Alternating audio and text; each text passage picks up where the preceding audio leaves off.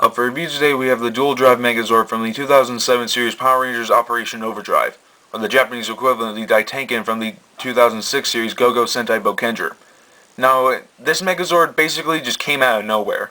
It turns out that the last half of the Drivemax vehicles could conveniently come together to form a secondary Megazord, although it's only piloted by one Ranger at a time, much like Taizon and his Flashpoint Megazord. And instead of just the main five, which you'd think it would be that, but it's not. Which would be useful, but they only used this combination like 2 or 3 times in both versions of the show. Like, say for example, this never happened, but it would be useful in this kind of situation to where like 4 of the other Rangers weren't available or something happened to them, and then like there was still Taizon or AG, and then like one other Ranger could pilot the Daitanken or the DualDrive Megazord along with him to fight the giant monster. Now I'm going to be using the pieces from both sets of the DualDrive Megazord, except I won't show that the other pieces are here because they're in storage and they're basically just pieces of crap.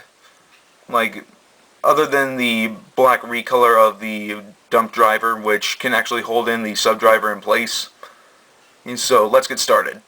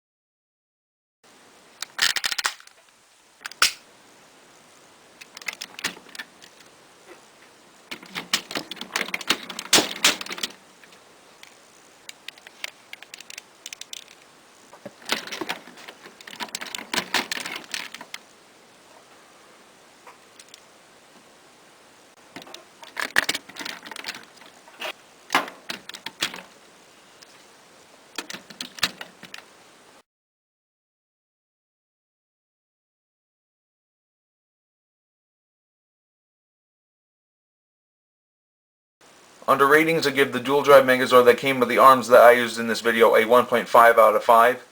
I have the arms for it. These are the good arms if you have the Bandai of America versions instead of the Bandai of Japan versions. And, well, the arms are good, but it comes with understandably, a repaint of the dump driver, or that can actually hold in the sub driver into it. And just for the mixer and the crane, and they have absolutely no features. They're just a very cheap piece of plastic that's just used to hold it up. For the other DualDrive Megazord that comes with the Sonic Streaker, the good mixer and the good crane, and I give that a 2.5 out of 5.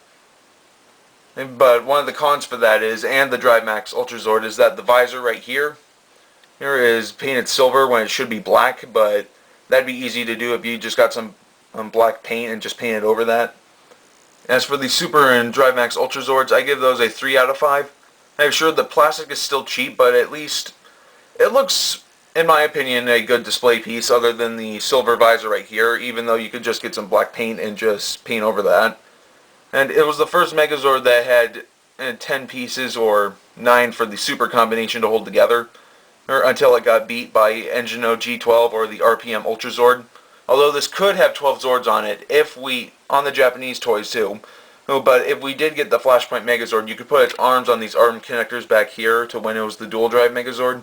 And my next review will be the Sentinel Knight.